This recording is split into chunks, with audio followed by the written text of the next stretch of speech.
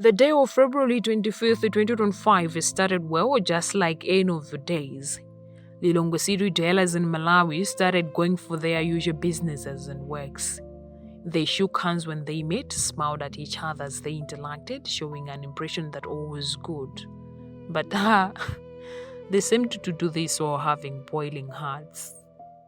Some days before, Malawi had experienced the highest prices of commodities, which was hard for business people to enjoy their profits. Yet the wages of employees were not increased to match the high cost of living. They complained and authorities, but not to their satisfactory had the responses been given. Finally, this was their day to show anger through conducting demonstrations. It was their only way of exercising freedom of expression through demonstrations. They sang songs to disapprove of the then leadership of the government of the Republic of Malawi under the Malawi Congress Party MCP regime, whose leader was Dr. Lazarus Chakwera, due to the rising cost of living, which culminated into rising prices of commodities. The security from the government side was heightened. The police and the soldiers were deployed to provide security officially. But was this security meant for the demonstrators or the government officials? Vendors, the youth, and other political leaders marched in the streets of Lilongwe to the parliament in order to hear what the government had done in response to their petitions delivered already to relevant authorities. Among them were some members of the opposition parties like the Democratic Progressive Party DPP, who aggressively marched to the scene in order to show some solidarity with the citizens of Malawi. During an interview, the representative of the marchers, Samir Solomon, Member of Parliament for Blantyre South East, justified the anger of Malawians due to the challenges which had escalated due to reckless ministers and the president himself. I should say that Malawians are justified for crying out loud. The situation in Malawi needs immediate attention, immediate action. It's not on what is going on out there. Most businesses are closing. There's no forex. Reacting to that, the then Minister of Local Government, Richard Chimwendo Banda, spoke while standing at the entrance of the parliament surrounded by security personnel.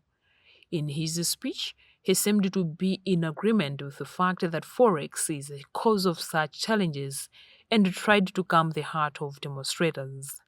However, their anger could not be tempered. From today onwards, there will not be any rising of prices of commodities, and we will not allow that. Forex will be available and given to four groups. Those who sell used clothes will receive forex in a special way from the Reserve Bank. Even those who sell cooking oil will receive forex. Despite all this, still people could not retreat. They still came in large numbers. In their hands were the tree branches, others carried placards bearing different messages. The then Minister of Industry and Trade, Sosten Gwengwe, was also embarrassed in trying to give a praising speech of what the government had planned to do. People disapproved it. As the marches were still coming, another group of the security personnel emerged at the scene. This comprised men with panga knives and other dangerous weapons in their hands. They just arrived at the scene, surprising the demonstrators and the civilians who were not concerned with such demonstrations. Were they there to punish the demonstrators? With their arrival, the so-called peaceful demonstrations took the U-turn. Those people who could manage had to run for their lives.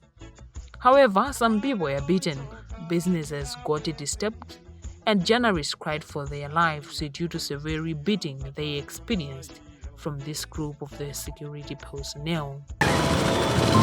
A minibus driver, whose name can just be called Mr. Minibus for ethical reasons, had been victimized for being found at the same scene, not because he participated in the marching against the government, but because his daily tasks to earn him a living had collided with the marching schedule.